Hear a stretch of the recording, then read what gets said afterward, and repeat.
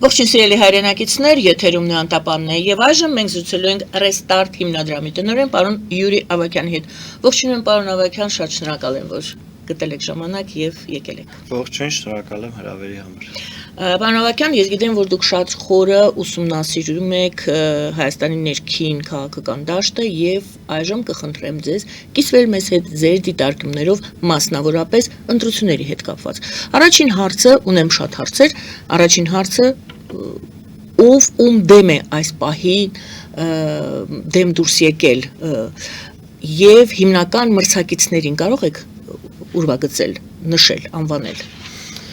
Եցեք, հիմնական մրցակիցները առաջիկա ընտրություններում միմյանց նկատմամբ ընդհանուր առմամբ բաղկացած են 4 քաղաքական ուժից կամ ուժերի համախմբումից։ Դա մեկը քաղաքացիական պայմանագիրն է, մյուս բոլորը ընդդիմադիրներն են։ Դա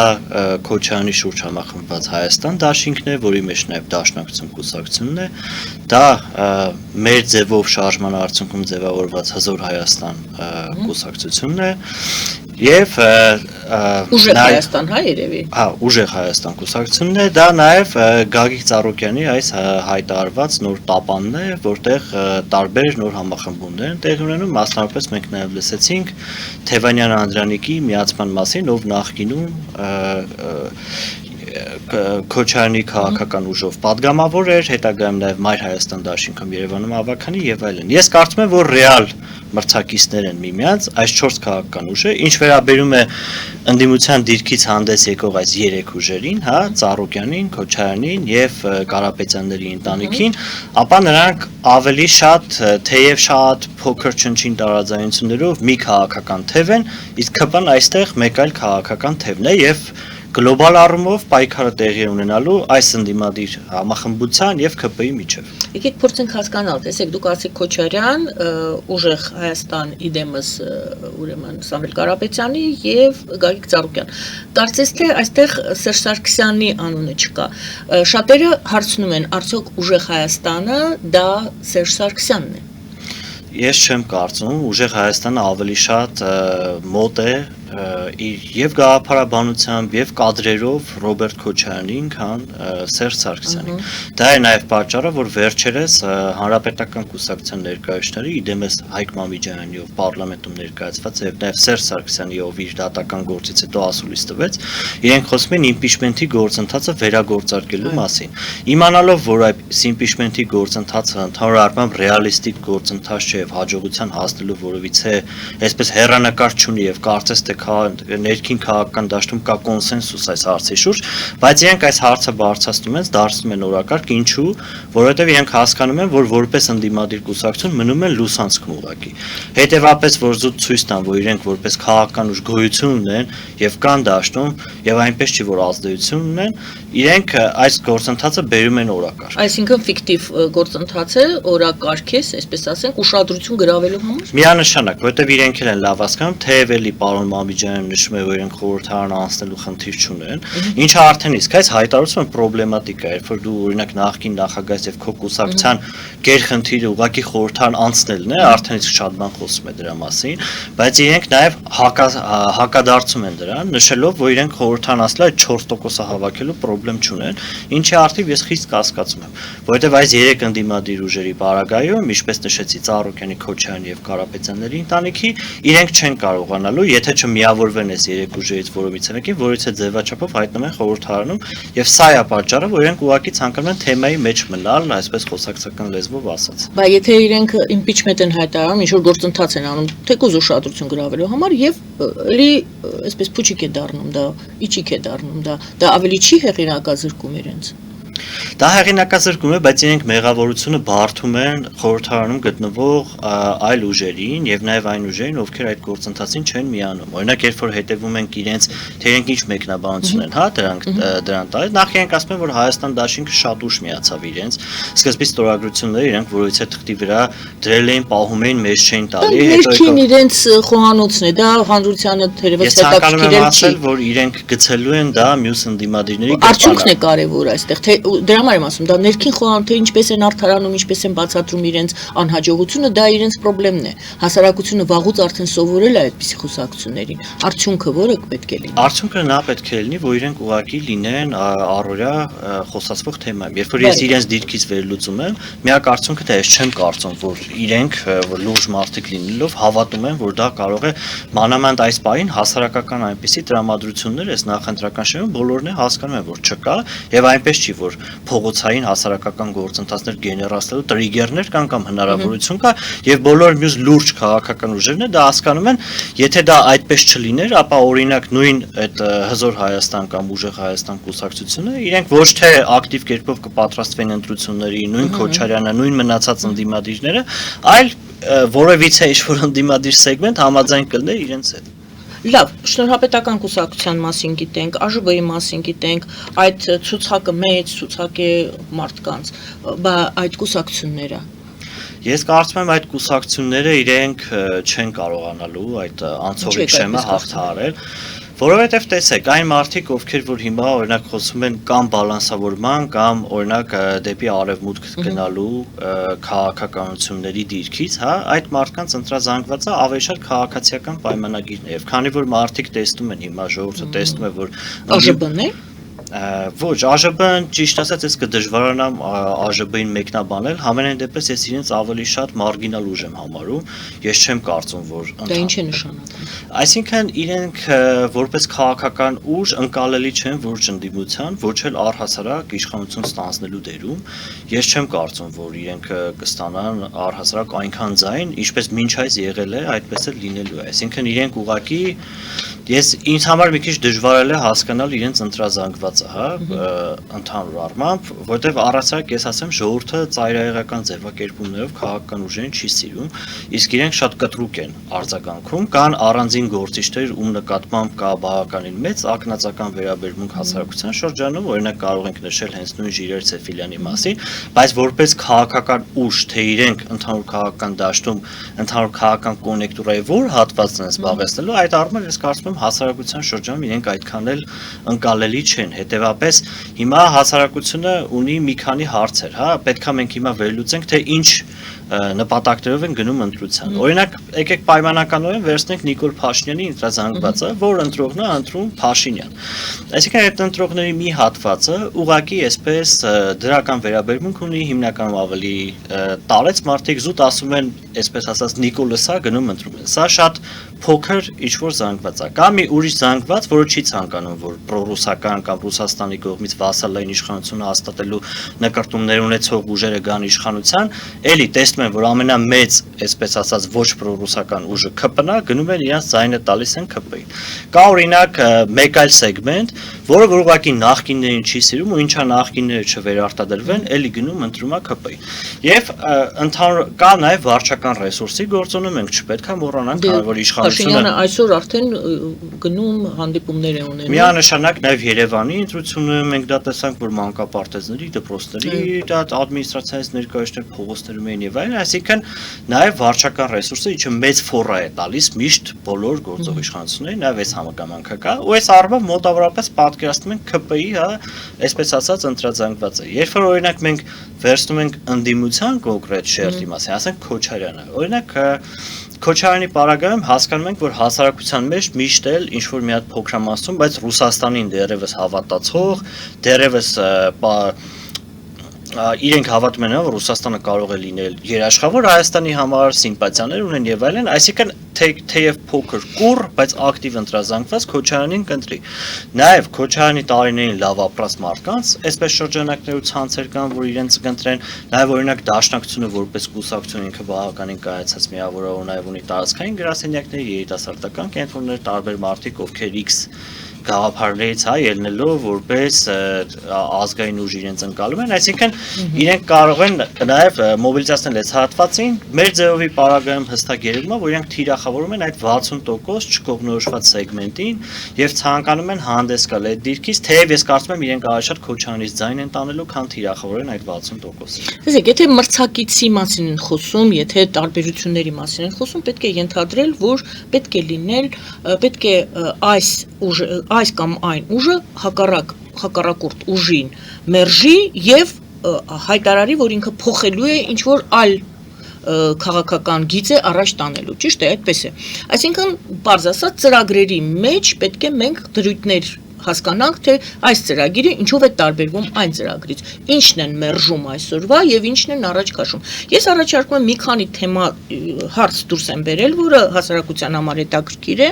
իմ կարծիքով դուք կարող եք ավելացնել։ Ես դուրս եմ բերել, եթե հիմա ավելացնենք եւ բոլորը կդիտարկենք։ Թրիփի հետ կապված, թրիփին ինչպես են վերաբերում, ճղելու են պատրեն թափեն հարաբերությունները փոխեն, չեղարկեն այդ գործընթացը։ Հայ-ադրբեջանական, հայ-թուրքական հարաբերությունների նորմալացման հարցում, ասեն, չէ, այսպես Փաշինյանը սա է անում, մենք հակառակն ենք անում։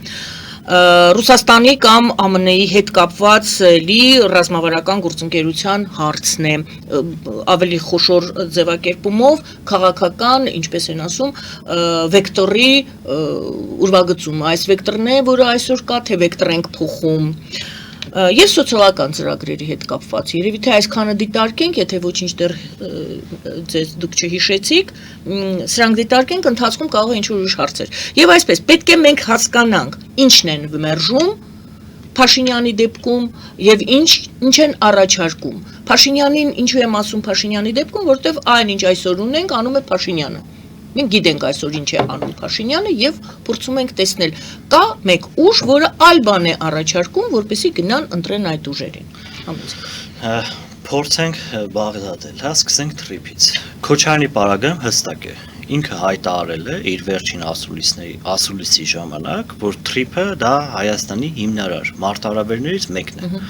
Այսինքն այս խոսքի վրա հղվելով մենք կարող ենք ենթադրել, որ ինքը չեղարկելու է այս Վաշինգտոնյան հռչակագրից բխող գործընթացը, այս Վաշինգտոնյան հռչակագրի ներքո ձևավորվող անվտանգային ճարտարապետությունը ինքնին դրա արդյունավետությունը եւ նաեւ հայ ժողովրդի շահերից բխելու հանգամանքը դնելու է հարցականի տակ եւ առաջարկելու է, որպիսի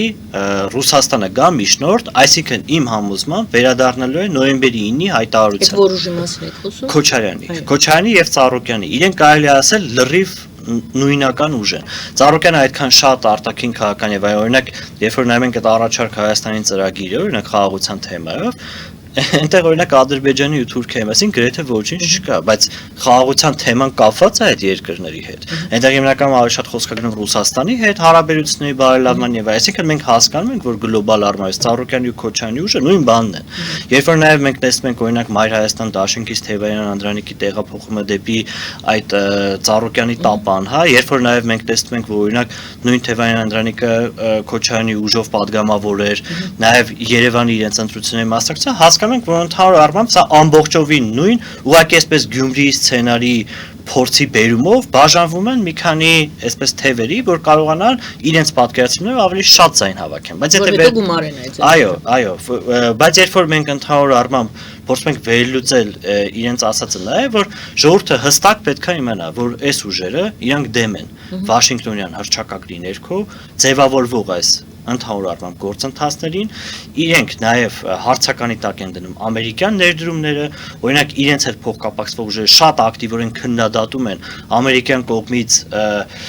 որ պետք է կառուցվի այդ նոր ատոմակայանի մասին, որ Վենսը հայտարարեց Հայաստանում, երբ որ վերջերս էր, եւ իրենք նաև ոչ ճիշտ ինֆորմացիա են տարածում այդ ամբողջ ներդրումային գործընթացի այդ փոխադարձ հարաբերությունները, օրինակ մասնավորապես նշելով, որ Հայաստանը դարձել է փորձադաշտ, Հայաստանը օրինակ ատոմակայան վաղուց եւ այլն, բայց օրինակ չեն խոսում դրա մասին, որ այդ նույն մոդուլյար ատոմակայանը, որ ամերիկյան կողմից առաջարկվում է Հայաստանին, արդեն 15 երկրներում կամ կան ստորագրված փաստաթղթեր, կամ այդ շինարարությունն ընթանում է։ Այսինքն այնպես չի, որ Հայաստանը դառնում է։ Բայց չի, որ Հայաստանը նաեւ հայտարարեց, որ դեռևս չի որոշել ում հետ է աշխատելու այդ։ Այո, կոնկրետ կոնտրակտորները, այսինքն այդ սերվիս մատուցողները, այո, բայց տեխնոլոգիան այդ ամերիկյան տեխնոլոգիան է։ Այսինքն, երբ որ մենք խոսում ենք տեխնոլոգիայի մասին, պետք է հասկանանք, որ դա է։ Մյուս կողմից Նաև ես ցանկանում եմ հիշեցնել, որ երբ որ Հայաստանում այսօրվա ատոմակայանը խորհրդային շրջանում կառուցվում էր, դա նույնպես 9 բալանոց սեյսմիկ գոտում այսպեսի նախադեպ չկար, բայց օրինակ այն ժամանակ ոչ մեկ Քոչարյանի նման կամ իր աջակիցների նման չէր ասում, որ Հայաստանին դարձնում են փորձադաշտ, բայց հետագայում մենք տեսանք, որ այսօր էլ մեր ատոմակայանը ռազմավարական շատ լուրջ նշանակություն ունեցող Դա պատմական է, Թրիփի հետ կապված դուք համարում եք, որ Թրիփին, այսինքն այդ Վաշինգտոնյան բանակցությունների արդյունքում եկող պայմանավորվածություններին վերջ է տրվելու այդ։ Այո, իրենք վիժեցնելու են այդ գործընթացը, դա չեն անելու օրինակ շատ էսպես բացահայտ եղանակով, բայց այդ Դա ձեր կարծիքն է, թե նրանց հայտարարություններից եք դուք։ Տեսեք, իրենք ասում են Հայաստանի հիմնարար մարտարավեր իրենց քաղաքական ուժի առաջնորդը հստակ տարած եմ ասում են հիմնական մարտարավերից մեկն է Հայաստանի։ Եթե դու մի բան Ինչն է մարտարավերը։ Թրիփը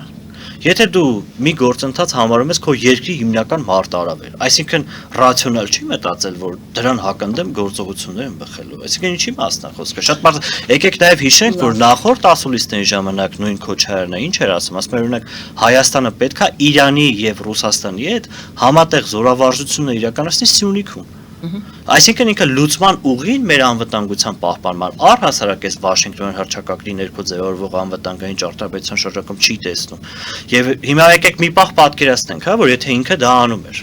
Օրինակ, մինչև այս վերջի հարձակումը հավանաբար դրանից է խոսանք ԱՄՆ-Իրան, ԱՄՆ-Իսրայել-Իրան պատերազմը, հա։ Օրինակ, սա հենց առաջ Հայաստանը Իրանի ու Ռուսաստանի հետ Սյունիքում զորավարժություններ արել համատեղ, Ադրբեջանին հասկացնելով, որ այ մեր դաշնակիցն է Իրանը, ինքը գալու է մեզ Ինչով է դա վատ։ Ես Դա իհարկե կլիներ վատ, որովհետև այսօրվա դրությամբ Իրանը հենց ինքը ունի պաշտպանության կարիք։ Մենք տեսնում ենք, որ 24 ժամվա ընթացքում այս ղեկավարություն սպանվել է։ Իհարկե ես չեմ ասում, որ այս 24 ժամվա ընթացքում սպանվելը հանգեցնելու է նրան, որ անպայման այդ իսլամական ուժերը այլևս չլինեն ղեկավարման։ Նաև այստեղ պարզ է, որ օրինակ հիմնականում թե Նեթանյահուի խոսակցությունների հարցազրույցների ընթացքում, թե նաև հենց ԱՄՆ նախագահի երևում է, որ իրենց այս հարցակման կոմպոնենտներից մեկը նաև Իրանի ժողովրդի ներսում առաջացող ցույցերի վրա հույսը դնելն է, եւ իրենք նաև դրանով պայմանավորված անդադ կոչեր են անում, որ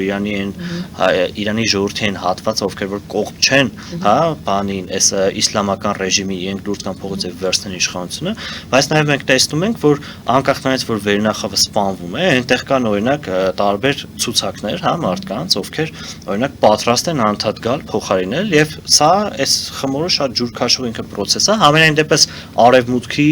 եւ Իսրայելի գլոբալ առումով մոտեցումը սա է, որ իրենք փորձեն գլխատել վերնախավին, փորձեն անդադ դրսից ճնշումներ գործադրեն, հետո որևիցե մի պահ թողեն ազատ, այսինքն այդ բամբյոշկաները չլինեն, եւ այնտեղ ժողովուրդը ներսից ինչ որ մի գործընթացներ ածի եւ այդ ռեժիմի համենայն դեպս ասածն է, թե չխորանանք այդ թեմա ինչ կլինի, այդ ռեժիմը կմնա չի մնա եւ այլն, մենք տեսնում ենք, չէ, որ Իրանը ծանրագույն իրավիճակում է, այսօր Հայաստանում խոսում ենք նրա մասին, կարող է 100,000-ավոր փախստականներ գան Հայաստան եւ հումանիտար ճգնաժամ ստեղծվի Հայաստանում, բայց այսինքն մենք չենք կարող, չէ՞, մեր անվտանգային ճարտարապետությունը օրինակ ամբողջովին հույսը դնել այդպիսի երկրների վրա։ Բարի, հայ-ադրբեջանական, հայ-թուրքական հարաբերությունների կարգավորում։ Փաշինյանը գնում է դեպի կարգավորման, ավելին նա ասում է արդեն խաղաղություն է, թե որքանով է իսկապես խաղաղություն, դա չենք քննարկում հիմա, Փաշինյանի գիծն ենք դիտարկում եւ դիտարկում ենք նրա քաղաքական հակառակորդների գիծը, նրանք չեն տանելու դեպի խաղաղություն ըստ Հայ-թուրքական հարաբերությունների կարգավորումը պայմանավորված է հայ-ադրբեջանական հարաբերությունների կարգավորմամբ։ Եթե չի կարգավորվում Հայաստանի եւ Ադրբեջանի հարաբերությունները, խոսել հայ-թուրքական հարաբերությունների կարգավորման մասին համարում եմ անիմաստ։ Ընդհանուր առմամբ դա մշտապես նաև ամենատարբեր հայտարարություններով թուրք պաշտոնյաների կողմից դա հասկացվել է,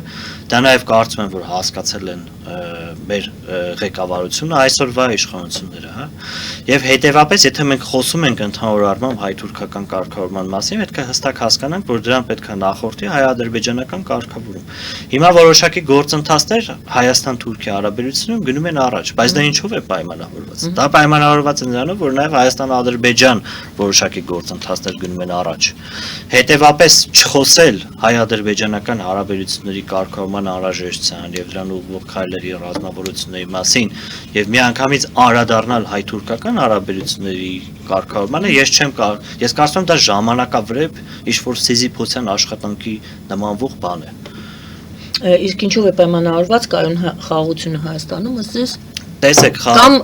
իշխանությունները չափած դեպքում հակառակորդների Փաշինյանի հակառակորդների դիտարկումով իշխանությունները չափազանցնում են, որ խաղաղությունը եկել է եւ այլն, սա բնականաբար քարոզչական գործընթաց է, բայց այն, որ խաղաղության հասնելու գործընթացում կա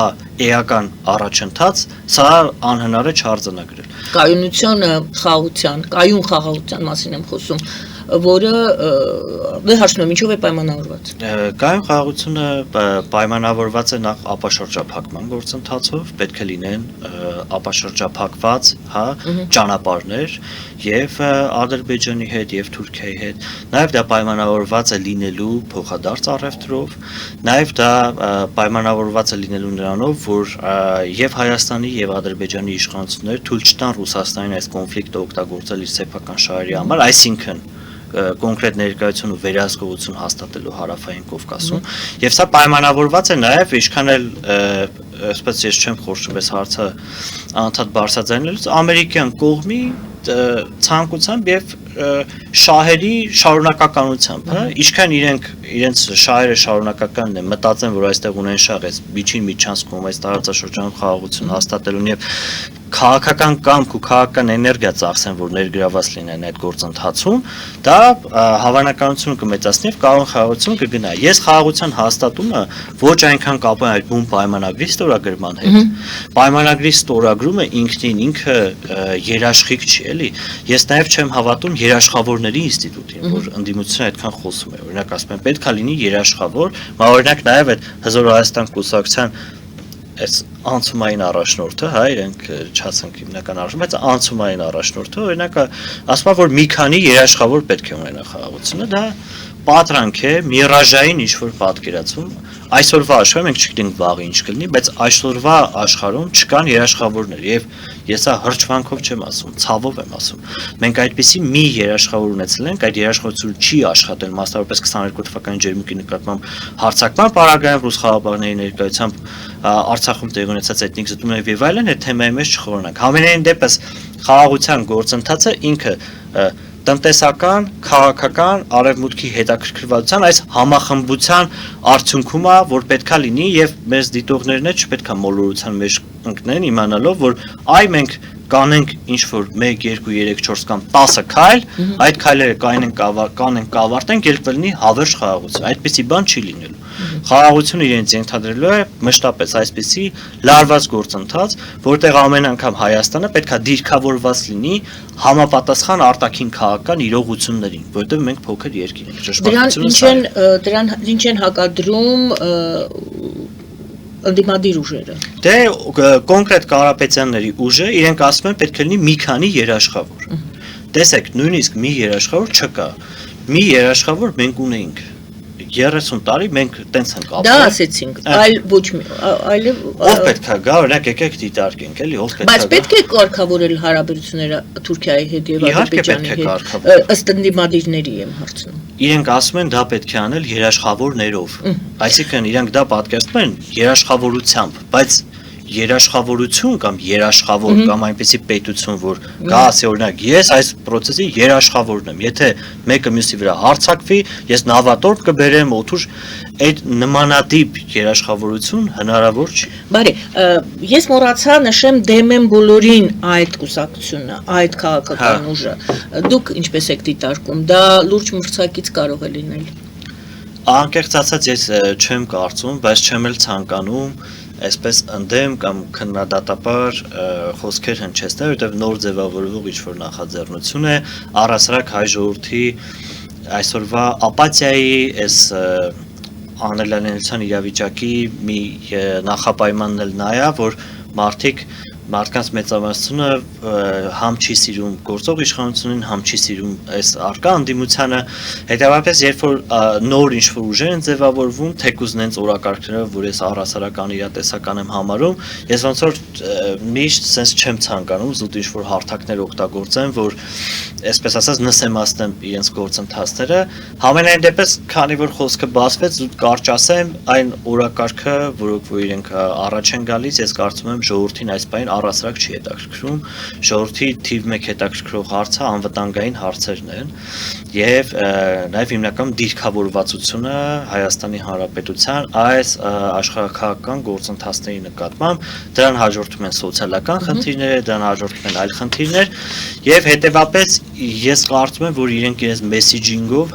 ընդհանուր առմամբ ընկալելի չեն։ Ով է ավելի համոզիչ բանաձև առաջարկում հանրությանը անվտանգության տեսանկյունից։ Տեսեք, այս պահին ես ուրախությամբ սա չեմ ասում կամ ինչ-որ հետին մտքով, բայց ՔՊ-ի առաջարկած օրակարգը իմ կարծիքով որոշակի առումով ավելի ընկալելի է հանրության շրջանում, քան մնացած ուժերի առաջարկը,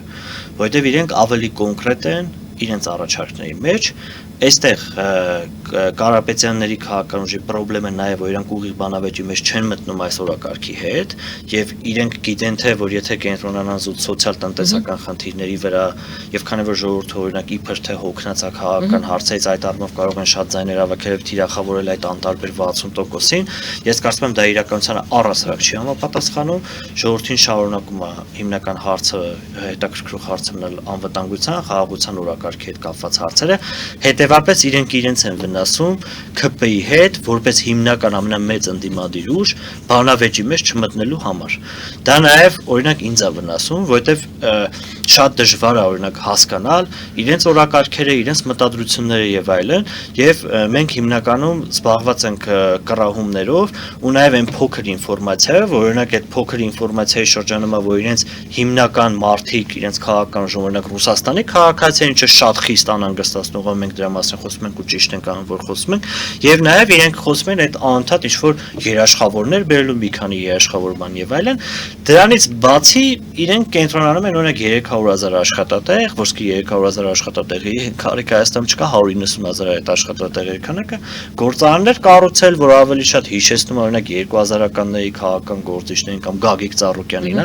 եկի իրենք պետք է հասկանան, որ այսօրվա Հայաստանի անձնագիր ունեցող Հայաստանում բնակվող ժողովուրդը շատ քաղաքականացված է, ու սա այլևս այն ժողովուրդը չի, որում չի հետաքրքրում թե աշխարհաքաղաքական կուրսը ինչ առնելու, եթե գնանք աշխատատեղերից, խոսանք մի քանի գործարան բացենք, բան կապրենք, լավ կլինի եւ այլն, մարդիկ օրինակ կգնան կընտրեն։ Շնորհակալ եմ Գովազդ Հատայանք եթերում շարունակությունը հետեւյալն է լինելու սոցիալական ծրագրեր։ Այո, դուք հպանցիկ նշեցիք, ինչ է առաջարկում Փաշինյանի ընդդիմադիր ուժը, բայց գնայինք, եթե փաստորեն դուք ասում եք երկու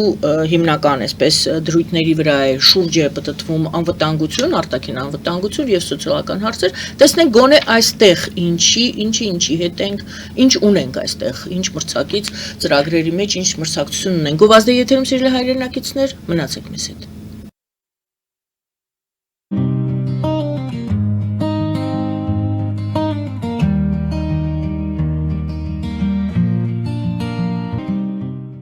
Ֆելիչե ժամանակակից ատամնաբուժական կլինիկա։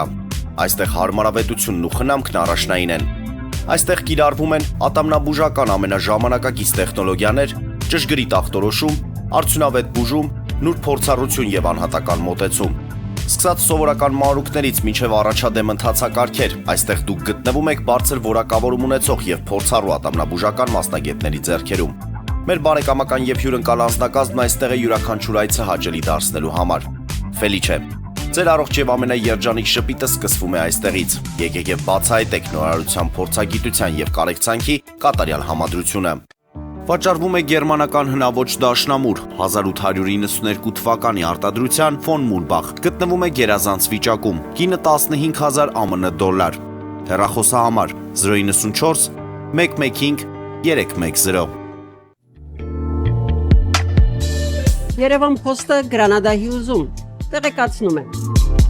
Դրամական փոխանցումներ 1%-ով։ Օդանավով 1 փաունդը 2.99։ Նավով ուղարկեք 1 արկղ, երկրորդ արկղը անվճար։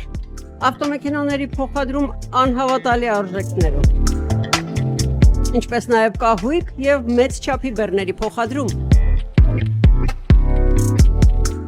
Ջակփաթ հագուստի խանութը երկրորդ մասնաճյուղն է բացել Գլենդելի սրտում, որտեղ կարող եք ձեռք բերել եվրոպական եւ ամերիկյան ընտիր հագուստեղեն, կոշկեղեն, աքսեսուարներ, պայուսակներ ամենահարմար արժեքներով։ Նաև կարող եք ցանկացած ապրանք պատվիրել եւ ձեռք բերել կարճ ժամանակում։ Jackpot-ի Glendale-ի հասցեն է 1135 North Pacific Avenue, հեռախոս 818 813 2252 Jackpot հագուստի լավագույն կենտրոնը Glendale-ում։ 60-ից ավելի ճանաչված եվրոպական բրենդների ինքնատիպ, չկրկնվող եւ մատչելի ընտրանին Fortuna Home and Country House խանութ սրահում։ Նորաոճ սպասք եւ կահույք հորեկա բնագավառի համար, տեքստիլ, տնտեսական ապրանքներ, ամեն ինչ գեղեցիկ կյանքի համար։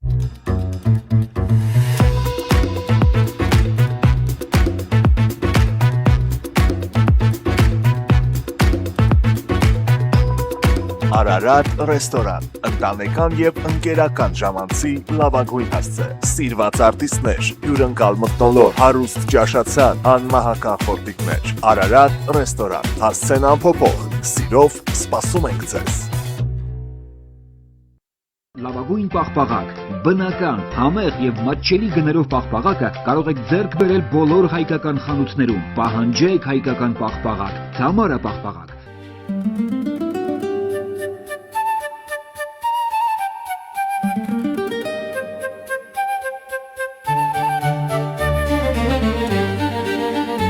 Նոյան տապան տպարան, Նոյան տապան հրատարակչություն, շարվածքից մինչև տպագրում, զանգահարեք, գրեք, այցելեք, միասին պատրաստենք ձեր գիրքը, ամսագիրը կամ թերթը, որտեղ նշվելու է, տպագրված է Նոյան տապանում։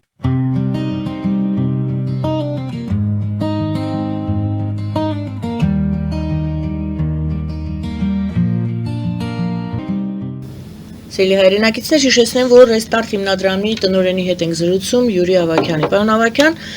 սոցիալական հարցերի հետ կապված ինչ են մերժում կամ ինչ են փոխելու, առաջ տանելու։ Սովորաբար, երբ որ մոտենում է անմիջական նախընտրական փուլը, սոցիալական բնույթի առաջարկները կամ ծրագրերը դառնում են սոցիալական պոպուլիզմ։ Առհասարակ սա բնորոշ է բոլոր ուժերին, իսկ այսպես պարագայում եւ իշխանությանը եւ ընդդիմությանը։ Օրինակ իշխանության պարագայում մենք տեսանք, որ իրենք թոշակները բարձրացրեցին միջինում 10,000 դրամով, եւ սա օրինակ համընկավ այս նախընտրական շրջանի հետ։ Բայց միևնույն ժամանակ նաեւ օրինակ նույն Փաշինյանը խոսում էր, որ ենթադրենք 10,000 ավել ենք տալի, այդ թոշակառուն ինչ պետք է անի, իր կյանքում բան չի փոխվելու, մոտավոր ուղիղ չեմ Ինչի վրա է ծախսելու։ Հա, ինչի վրա է ծախսելու։ Էդ էր ասում։ Հա, այսինքն մենք տեսնում ենք, որ նույնիսկ իշխող ուժի պարագայում, որ սոցիալական հարցերը զու դառնում են սոցիալական պոպուլիզմ։ Նաև իրենք օրինակ ԿՊ-ի պարագայում ունեն այս առողջապահության համապարփակ ապահովագրության ինստիտուտը, ըստ որի թոշակառուները անվճար բուժօգնություն են ստանում որոշակի պարագաներում։ Այս նմանատիպ գործընթացին օրինակ ես այդքան էլ կողմ չեմ, որովհետև այս ամբողջ բեռը ոչ թե դրվում է բիզնես շրջանակի վրա, այլ միջին խավի վրա, իսկ Հայաստանում միջին խավը առանցյալ շատ փոքր է։ Եվ ինչքան մենք ճնշում ենք այդ միջին խավին, այդքան այդ միջին խավը չի ցանկանում մնալ այս երկրում, ապրել այս երկրում, որովհետև իրենք զգում են, որ ամբողջ պետության բեռը ոնց որ թե իրենց վրա է։ Եվ բայց սրանք այս երկու նախագծերն էլ պայմանավորված են այս նախընտրական շրջանով։ Ինչ վերաբերում է Կարապետյանների ընտանիքին, նույնը, տեսեք, իրենք ասում են փոքր բիզնեսին ամբողջությամբ հարկերից ազատելու ենք։ Սա առհասարակ ես գաղափարապես հենց ամբողջովին դեմ եմ այդ հարկազատման գործընթացից եւ սա ունի շատ բացեր։ Առաջի հերթին միջին բիզնեսը, ով կարող է օրինակ ընդհանրապես, ասենք դե այդ միջին փոքր մեծ բիզնեսը ինչ որ թվերով են, չէ՞, տարանջատվում։ Օրինակ հիմա եթե դու աշխատում ես X գումար, ենթադրենք տարեկան 60 միլիոն շրջանառություն ունես, փոքր բիզնես ես, եթե ավելանում է դրան ընդհանրապես մի 10 միլիոն, դու դառնում ես միջին, բայց այդ միջինի ու փոքրի շատ տարանջատում այդքան մեծ չի, հետեւաբար այս միջինները բաշխվելու են մի քանի ավելի շատ փոքր բիզնեսների, որպեսզի հարկերից խուսափեն։ Նմանատիպ օրինակ կա ԱՄՆ-ում 1930-ական թվականներին այդ Սուխոյի զակոնի ժամանակ, ու այն ժամանակ նույնպես բան ա եղել։ Շատ այս օրենքը երբ որ կար, միջին բիզնեսներ դարձան փոքր բիզնեսներ, կամ շատ մեծ բիզնեսներ ունեցան կից փոքր բիզնեսներ, ինչը խնդրեմ ստեղծեց։ Իհարկե իրենք սրան հակադարձում են, որ վարչարությամբ այս հարցը կլուծեն, բայց ցավոք սրտի էլի վատով եմ ասում, մի քիչ հեգնականով հայ ժողովուրդը հարկերից խուսափելու մեխանիզմից լավ է։ Այնպես որ ես չեմ կարծում, որ հնարավոր է այնպիսի վարչարություն, որը այդ տնտեսվարողների սրամտությանը կարողանա հաղթահարի։ Մյուս կողմից, երբ որ մենք խոսում ենք փոքր բիզնեսի մասին, տեսեք, օրինակ ԱՁ-ն ով որ իրավաբանական անձը մի հոգի է, օրինակ մատուցում է օպերատորական աշխատանքներ, հա։ Ինքը իր տարբերությունը այդ միջին խավից օրական աշխատողից որն է, ինքը մի քանի հոգու համար նկարահանում է որոշակի գործընթաց կամ մոնտաժ անում եւ դրա դիմաց ստանում է գումար ԱՁ-ով։ Ինքը փաստացի այդ մի հոգով նույն աշխատողն է, բայց ինքը քանի որ համարվելու է փոքր բիզնես, ինքը ազատվելու է հարկից։ Նույնը ՍՊԸ-ների բարակը, օրինակ կան ՍՊԸ-ներ, զբաղվում են, ասենք, չգիտեմ, օրինակ հետազոտություններ են գրում, կամ ասենք ինչ-որ այլ բնույթի հաշվապահություն իրականացնում եւ այլն։ Այսինքն այս մարդիկ նույնպես անհատ աշխատողներ են, բայց իրենք թղթերի մեջ երևում են որպես փոքր բիզնես։ Եվ այս պարագայում սա առհասարակ ռելևանտ չի եւ սոցիալական խիստ անարդարություն մթնոլորտ է ստեղծում։ Դուրս է գալի մարդիկ փորձելու են վարձու աշխատանք, այսինքն աշխատանքային պայմանագիր զուտ չունենան, ունենան ԱԶ-ներ կամ ՍՊԸ-ներ շատ փոքր, որ ազատվեն բիզնեսներից։ Սա նույնպես կրճատելու է այս Հարկերից։ Այո, միջին խավի գաղափարը։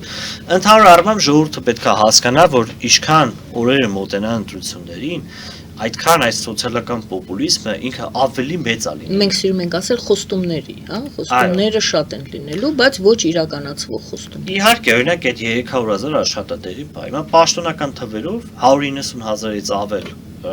թափուր աշխատատեղ Հայաստանում չկա, կամ գործազուրկ ոչ չկա թափուր աշխատատեղ, բայց առաջարկված ստեղծել 300,000 աշխատատեղ։ Եվ աշխատատեղերի մասով է Հայաստանում խնդիրը ոչ թե աշխատատեղերի բացակայությունն է, մեզ նայողներն էլ չէ, իրեն շրջապատում ունեն մարդիկ, ովքեր չեն աշխատում, բայց այնպես չի առանձնարկ աշխատում։ Կոպիտ ասած սոցիալական ոլորտում առաջարկելիք, ռեալ առաջարկելիք չունեն։ Այն էլ ինչ առաջարկում է Փաշինյանը, դա էլի այդքան էլ ազնիվ մրցակցություն չի։ Ոչ, Փաշինյանից հիմնական ակնկալիքները դրանք սոցիալական ծրագրերը չեն։ Փաշինյանը այն օրակարգով, որ եկել այդ օրակարգը կարելի է ասել, չի իրականացրել դա արդարադատություն հաստատելու, արդարության միջավայր հաստատելու, արդարադատական համակարգի բարեփոխումների, իրավապահ համակարգի թալանվածը հետ բերելու այս օրակարգերն են։ Եվ ինքը այդ օրակարգերը չի կարողացել նորմալ իրականացնել։ Հիմա որոշակի այդ թալանի հետ բերման գործընթացը որ 500 գույքեր են բռնագանձում։ Ամբողջ գումարը ըստ Արման Եղոյանի իրենց պատգամավոր դա $500 միլիոն է, բայց իրենք միայն Քոչարյանի ընտանիքին վերագրում էին 4 միլիարդ։ Դեռևս հələ տարիներ առաջ էր, որ դոլարը ավելի արժեզրկված էր, չէ, ավելի արժեքավոր էր կներեք։ Հիմա հետևապես մարդկանց ակնկալիքները իրենցից այդ սոցիալական ծրագրերը կամ երաշխիքները չեն,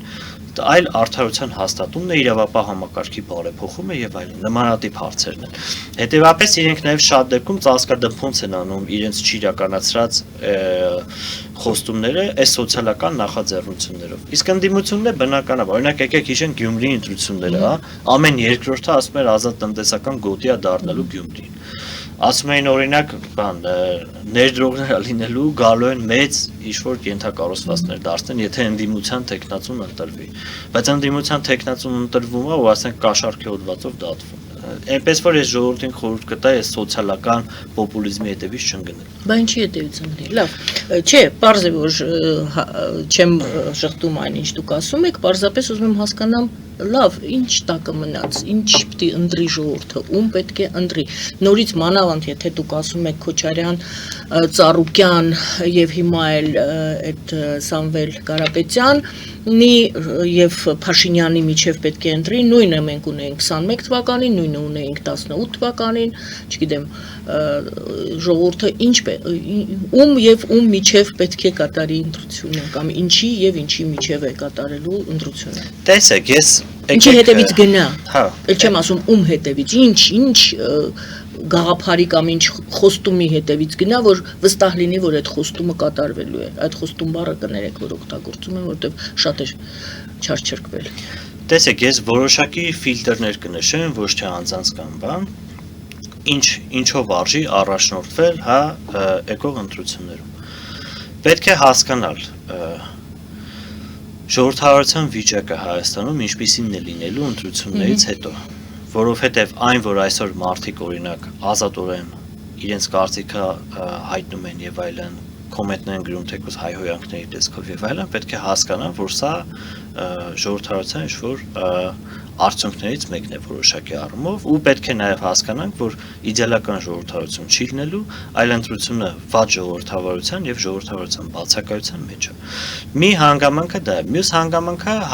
արդյոք այս Վաշինգտոնյան հռչակագրի ներքո ձևավորվող անվտանգային նոր ճարտարապետությունը մենք ցանկանում ենք պահպանվի թե ոչ։ Եթե օրինակ մենք ընտրողը ցանկանում է որ պահպանվի, այն տեխնացուին ում ինքը փորձում է ընտրել, իր հետ ուղիղ առեսվելիս պետք է այս հարցը տա առանց հնարավորություն տալու խուսափելու կամ խուսափողական լղոզված պատասխաններ տալու։ Այն մարդիկ, ովքեր խուսափողական լղոզված պատասխաններ են տալիս, եթե դուք ցանկանում եք այս նոր ձևավորված անվտանգային ճարտարապետությունը պահպանել, այդ մարդկանց բնականաբար պետք չի ընտրել։ Մյուս տարբերակը սա է։ Մյուսը ռուսական ազդեցությունն է։ Այսինքն, ստեղ խնդիրը ոչ թե հակառուսականության սերմանումն է կամ ռուսաֆոբիան է, այլ մենք պետք է հասկանանք, որ երբ որ խոսում ենք ընդհանուր առմամբ բալանսավորման, ինքնիշխանության վերացարկվելով, ԿՊ-ի խոսուտից, այդ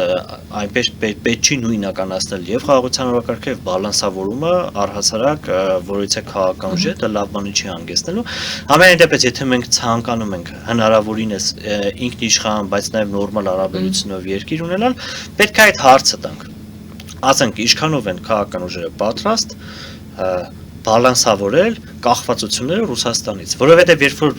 այն ուժերը, որ ասում են այո մենք բալանսավորմանը կողմ ենք, բայց չեն խոսում Ռուսաստանից էներգետիկ, արտաքին առևտրի, մյուս հարցերի կախվածությունների նվազեցման մասին, ուրեմն իրենք սուտ են խոսում, որովհետև դու կարող ես բալանսավորել այն, ինչից կախված ես, իսկ մենք հիմա կախված ենք մեծամասամբ հենց Ռուսաստանից։ Այսինքն խնդրեմը այստեղ է, եթե մենք Կամբոջայից կախված լինեինք, խոսային Կամբոջայից, բայց իրավիճակը այնպեսին է, որ Ռուսաստանն է։ Հետևաբար այն մարդիկ, ովքեր այս հարցը չեն ընկալում, չեն հասկանում baseline assessment-ով Ռուսաստանից է կախվածությունը, ուրեմն այդ մարդիկ ունեն ինչ-որ ներքին օրակարգ, կարող է սոցիալական թեմաների անվտանգական Հայաստանի կուրսը փոխել։ Հիմնական մյուս բանը դա արցախցիների վերադարձի իրավունքի ներառումն է արտաքին քաղաքական առաջնահերթություններում։ Նաև պետք է ժողովրդից հարց տա, որովհետև շատ են օրինակ խոսում դրա մասին, որ ծախվել է Արցախը եւ այլն, բայց սա լուրջ հարց է, այսինքն ոչ մեկ չի հրաժարվում, ես չեմ կարծում Հայաստանում կա այնց մարդ, ով չի ասում, հա, որ դա ամենահայկական հողատարածքներից մեկն է, 3000 տարուց ավել այդտեղ հայեր են ապրել եւ այլն, բայց խնդիրը այս պայմաններում, այս ռազմական բալանսի պայմաններում, աշխարհակահաղական այս իրողություններում, այս բնակչությամբ եւ վաղը, այդ ընտրվելուց հետո 26 թվականի հունիսի 8-ին, իրենք ինչ են անելու։ Այդ ընտրվողը արցախցիների վերադարձի իրավունքը դարձնում է արտաքին քաղաքական առաջնահերթություն, թե ոչ։ Սա շատ կարևոր է, որովհետև սա շատ ուղիղ կապված է նոր ձևավորվող խաղաղության ճարտարապետության եւ պատերազմի հավանականության բարձրացման ու քչացման հետ։ Նաեւ մարդիկ այս հարցը շատ ուղիղ պետք է տան եւ էլի, եթե ուղիղ պատասխաններ սրան չկա, օրինակ ինչքան գիտեմ կարապետյանները ուղիղ սրան պատասխանում որ ոչ, իրենք դա իրատեսական չեն համարում, ինչքան գիտեմ։ Բայց ուժեր կան օրինակ, որ դրանից խոսում են, օրինակ նույն Հայաքվեի առաջնորդները, ովքեր միացել են Թաթոյանին։ Իրենք դրա մասին միշտ են խոսել ու ասել են առասարակ մենք չենք կարա դա չդարձնենք արտաքին քաղաքական առաջնահերթություն։ Սա շատ կարևոր է հայ ժողովրդի համար եւ իրենք պետք է հասկանան սա,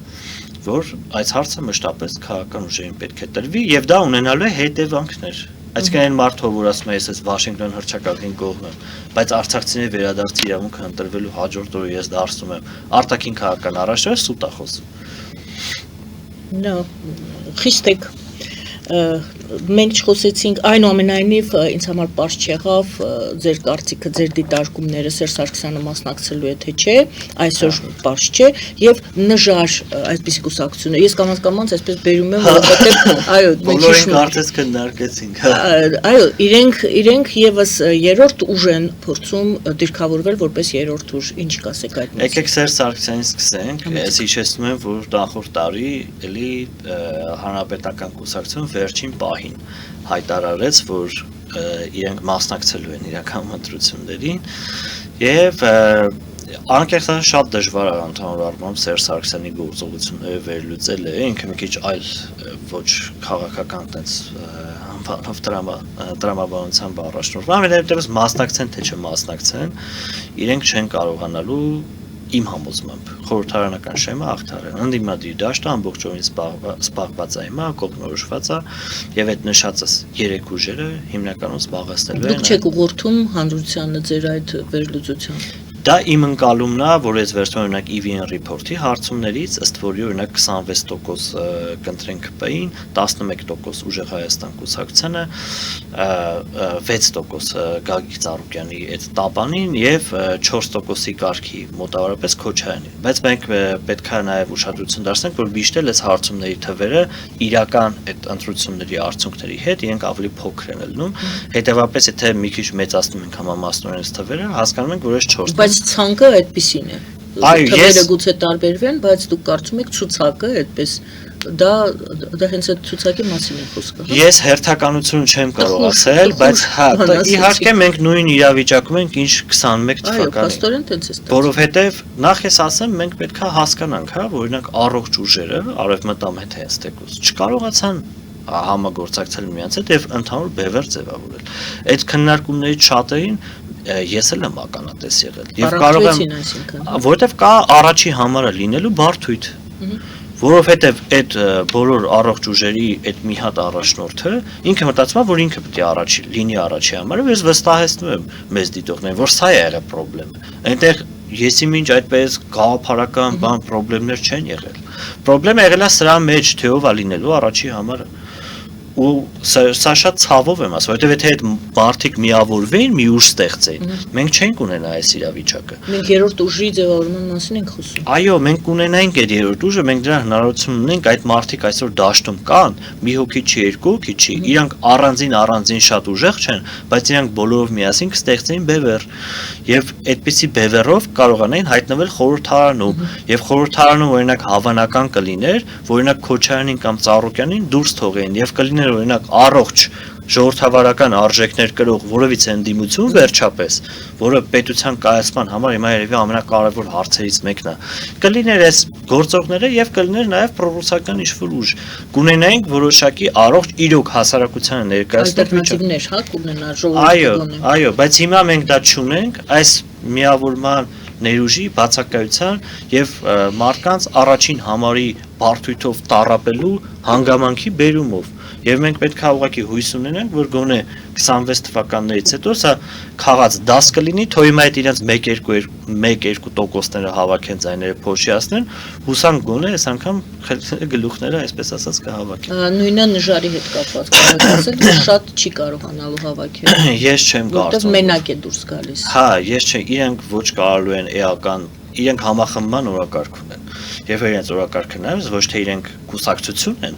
այլ իրենք նախաձեռնություն են, որ ցանկանում են առողջ ուժերին համախմբել։ Բոլոր կարողունակ ուժերի դաշտը արդեն պարզ է։ Մենք դրա մասին խոսեցինք, այս ուժերն են։ Ես չեմ կարծում, որ արևմտամետ բլոկը կգնա իրենց այդ համագործակցության, չեմ հավատում դրան։ Բևեռը։ Բևեռի հետ կապված չեմ կարող ասել։ Չէ, Բևեռը եւ նժարը։ Գուցե, բայց ես չեմ հավատում, որ իրենք միասին կարող են շեմ հաղթարել կամ ինչ-որ բան, որովհետև իրենց նպատակը ոչ միայն կոնկրետ բևեռին համախմբելն էր, այլ իրենց նպատակը շատ լայն շրջանակ համախմբելն էր։ Մենք իրենց հետ էլ ենք քննարկումներ ունեցել, իրենք շատ լայն, որը դեռ չի ստացվում։ Չի ստացվում։ Ես ինչքան նայում եմ, չի ստացվում եւ չեմ կարծում, որ ստացվելու է, որովհետև ռեսուրս ունեցող մարդիկ ադմինիստրատիվ ռեսուրս ունեցող մարդիկ իշխանության են, փող ունեցող մարդիկ մեր նշած արդեն երկար չարչրկված ընդդիմությունն է, այդ արևմտամետ առողջ սեգմենտն էլ չի պատրաստվում միավորվել, ամեն մեկը առանձին են գնում, արդեն պարզ է, շատերը նույնիսկ չեն էլ գնում։ Հետևաբար այս միջավայրում ես կարծում եմ իրենք պետք է նախորդ ժամանակահատվածը օգտագործեին, արդեն իրենք ես էլ եմ ասում նոր ձևավորող ուժերին այսպեսի բան ասել է ինքը ոնց որ ինձ էլ եմ վացքում, բայց իրականությունը դա է, հա, իրականությունը դա է, ոչ իրենք, ոչ բոլորին դեմը, ոչ մնացածը չեն կարողանալու շեմ հաղթարել։ Որտեվ մենակ են գնում։ Այո, իրենց չի ստացվել համախմբել, մենակ են գնում, միևնույն ժամանակ կա գաղափարական տարաձայնություն, որից շատերը խուսափում են։ Պարզապես սա էլ հարցնեմ, այդ դուք ասում եք համախմբել, ես որքան հասկանում եմ, Գագիկ Ծառուկյանի Նոյանտապանի այդ գաղափարը համախմբման գաղափար է, նա ասում է բաց է, մենք ինչ-որ հարթակ ենք ստեղծում, դա եւս այդ ցանկությունն է ավելի շատ կուսակցություններ, ավելի շատ քաղաքական ուժերի համախմբել, դա իսկապես այդպես անկեղծ ցանկություն է։ Դա ցանկություն է համախմբել պրոռուսական ուժերին։ Դա ցանկություն չի համախմբել բոլորին ում հնարավոր է։ Այնտեղ կարող են տեղ գտնել, օրինակ, այնպիսի մարդիկ, ես կարծում եմ, ովքեր որ հրապարակային դեռ ռուս-ուկրաինական պատերազմը չսկսած, Դոնբասը, օրինակ, ճանաչում են Ռուսաստանի կազմում այդպիսի մարդիկ։ Լավ, վերջին հարցը ժամանակը ափսոս քիչ է մնացել, բայց անպայման իրանական թեման է ուզում։ Հարցը պարզ տամ, ինչպես է պաշտպանվում Իրանը, ինչու է Թրամփը ասում, որ ես այսպես անակնկալի եմ եկել, թե ինչպես է պաշտպանվում Իրանը, եւ արդյոք ճիշտ էին հաշվարկները նույն Թրամփի, որ 2-3 4 ներողություն 4 շաբաթում մենք այդ հարցը կլուծենք։ Գուցե կստացվի 4 շաբաթում, ճիշտ է հաշվարկը թե ոչ։ Ինչ վերաբերում է այն թիրախային նպատակին, հա, որով իրենք մտան այս ռազմական գործողության մեջ, այսինքն գործող ղեկավարությանը գլխատելը, այո, բայց ինչ վերաբերում է հեռահար եւ ամենակարևոր նպատակին, ոչ, որովհետեւ ես կարծում եմ իրենք չէին պատկերացնում, որ այսքան դիմադրունակ կարող է լինել կառավարման համակարգը եւ այսքան գործունակ կարող է լինել Իրանի սահմանադրությունը իրականում, որովհետեւ հիմա փաստացի Իրանի սահմանադրությունը աշխատեց, երկիրը շարունակեցին կառավարել ըստ սահմանության դատական համակարգից տարբեր ուժից, ես մասնագետը չեմ կարող ասել, բայց այնպիսի մեխանիզմը դրված է։ Այո, այդ մեխանիզմը աշխատեց երկրի կայունության, եւ նաեւ իրենք ունեն փոխարինող պաշտոնյաներ, ցանկացած կարևոր պաշտոնի, դա կլինի հեղափոխական կորպուսի բանակի հրամանատարը, դա կլինի հոգեվոր առաջնորդը, իրենք ունեն ընդհանուր առմամբ, այսպես ասած, զապաս տարբերակներ, որ մահվան պարագայում ինչա լինում, ով է գալիս եւ այդ մարդիկ մահվան պատրաստ, նահատակության պատրաստ մարդիկ են։ Եվ հետեւապես այստեղ process-ը դեռևս երկար կտևի, ես լսել եմ նույն Թրամփի կողմից 60 օրյա ռմբակոծությունների մասին եւ արևմուտքն էլ ինքը սա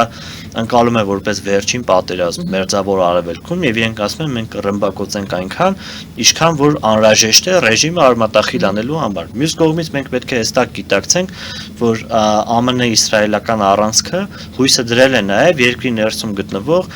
դժգոհ հասարակական շրջանակների վրա, ովքեր որ ամեն մեկը մի սեգմենտը Իրանի ներսում ցանկանում է աշխարհիկ պետություն, մի սեգմենտը դժգոհ է զուտ սոցիալական թեմաներով, մի սեգմենտը օրինակ տարբեր կապեր կան, հա, նույն ասենք իսրայելական ու ամերիկյան հատուկ ծառայությունների հետ եւ այլն։ Այսինքն սա ոչ միայն այս ռեժիմի ոչնչացման հետ կապված է, սա շատ ռիսկային ռազմական գործողություն է, որի կարևորագույն բաղադրիչը Իրանի ներսում առաջացվող գործընթացները։ Մենք նաեւ այսօր առավոտյան լսեցինք, որ իրենք պատրաստվում են զինել արևմուտքը քրդերին, ովքեր որ պետք է արդեն ռազմական պայքար մղեն հեղափոխական բանակի ուժերի հետ Իրանի ներսում, ինչը նաեւ արդեն մեր համար է լուրջ սպառնալիքներ ստեղծում, որովհետև եթե վերածվում է Իրանում այս իրավիճակը քաղաքացիական պատերազմի, մենք այստեղ արդեն կարող ենք փախստականների տեսքով կամ մեծ ներհոսք տեսնել Իրանից, ինչը մարտահրավերային իրավիճակ է ստեղծում բուն մեր երկրի համար, շատ դժվար է ասել ինչ տեղի կունենա, ես չեմ էլ հավակնում դա ասել, համենայն դեպս ես չեմ կարծում, որ խիստ կարճաժամկետ ժամանակահատվածում արևմուտքը կհասնի իր նպատակին։ Իսկ որն է այդ նպատակը գոնե դա ռեժիմի փոփոխությունը եւ աշխարհիկ պետության ստեղծումը, դա է նպատակը։ Իրենք ցանկանում են այս ռեժիմը փոխել, որպեսզի հետագայում չլինի այնպիսի իշխանություն, որը որ ցանկանում է օրինակ միջուկային զենքի տիրապետումը դարձնել ազգային նպատակ եւ նույնը նաեւ ԱՄՆ-ի ոչնչացումը։ Մենք նաեւ պետք է հասկանանք, որ այս ռեժիմի սատելիտները եւ այլն նաեւ հրապարակայինորեն խոսում են որպես ԱՄՆ-ին ներկայացնում են որպես սատանա, նաեւ այդ միջմայրցամաքային բալիստիկ հրթիռների ծրագիրը իրենք ինչու են անում, որպեսզի կարողանան նաեւ հասանելիություն ունենան ԱՄՆ մայրցամաքի տարածքի վրա, հետեւապես նաեւ մենք պետք է ԱՄՆ-ի դիրքից այս իրավիճակը հասկանանք, որ սա ուղղակի գաղափարական, այսպես իսլամական գաղափարական հիմքի վրա ստեղծված ռեժիմը, որը որ նաեւ մարտահրավերներ է ստեղծում նույն արևմտյան երկրների համար եւ որևիցե երկիր սատար կանգնելու է Իրանին, Չինաստան, Ոչ Բացի մեկը մանր